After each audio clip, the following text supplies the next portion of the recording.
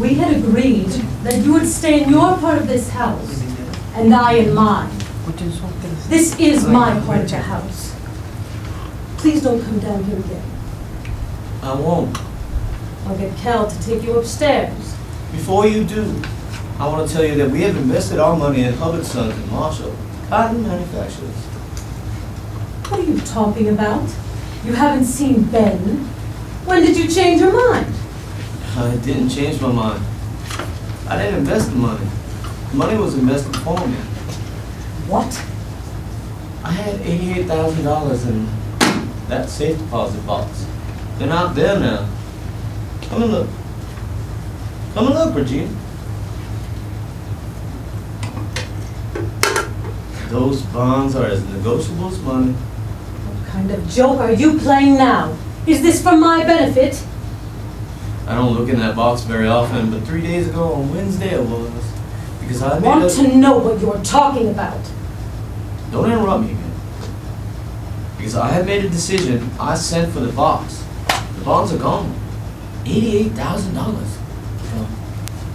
So where did they go to? They're in Chicago with Mr. Marshall, I should guess. And what did they do? Walk to Chicago? Have you really gone crazy? Leo took the bonds. I don't believe it. I wasn't there, but I can guess what happened. This fine young gentleman to whom you were willing to marry your daughter took the keys and opened the box. Do you remember that day of the fight? Oscar went to Chicago? Well, he took my bonds that his son Leo had stolen for him. And for Ben too, of course. So when did you say the bonds were gone? Wednesday night. I thought that's what you said.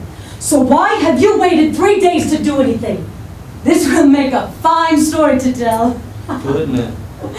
A fine story to hold over their heads. How could they be such fools? But I'm not going to hold it over their heads. What? I'm going to let them keep the bonds as a loan from you, Regina. An $88,000 loan. They should be grateful to you. They will be, I think. I see. So you're punishing me, but I won't let you punish me. If you won't do anything about it, then I will, now. Oh, you won't do anything. Because you can't. There's nothing for you to do, and there's no use for you to cause any trouble. Because I shall just simply say that I lent them the bonds. And you would do that? Yes. For once in your life, I am tying your hands, and there's nothing for you to do.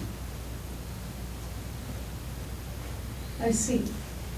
So you're going to lend them the bonds, and you're going to let them keep all the money from them, and there's nothing that I can do about it. Is that right? That's right. So why did you say that I was making this loan? Oh, I was getting to that.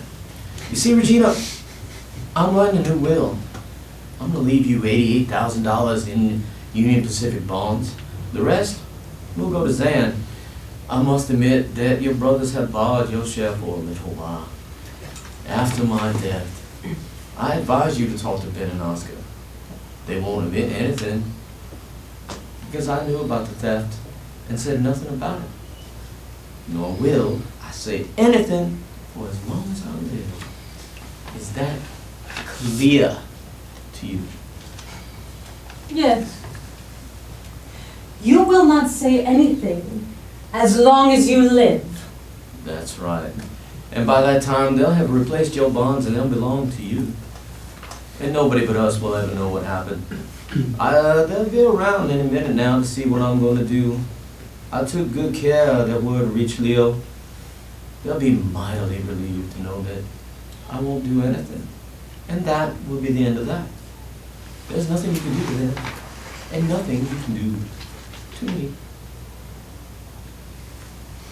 You hate me very much. No. Oh, I think you do. Well, we haven't been very good together. Anyways, I don't hate you. I have only contempt for you. I've always had. From the very first? Yes, I think so. But I love you. I loved you. Why did you marry me? Because I was lonely when I was young. You were lonely. Yes, not in the way people usually mean. I was lonely for all the things I wasn't going to get.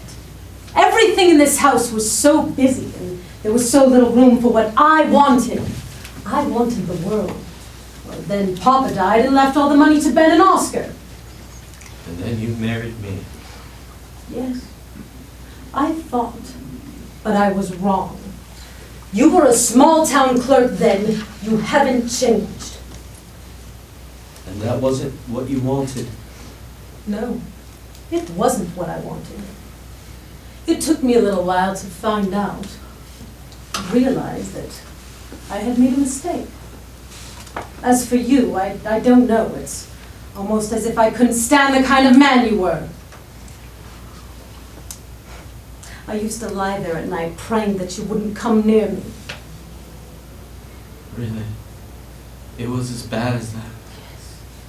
Remember when I went to Dr. Sloan and he had told you there was something the matter with me and you shouldn't touch me anymore? I remember. But you believed it. I couldn't understand how anyone could be such a soft fool. That's when I began to despise you.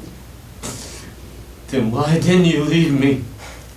I told you I married you for something. It turns out it was only for this. This is not what I wanted! But it was something. I hadn't thought about it much, but if I had, I would have known that you would die before I would. But I couldn't have known that you would get such bad heart trouble so early. But I'm lucky, Horace. I've always been lucky. And I'll be lucky again.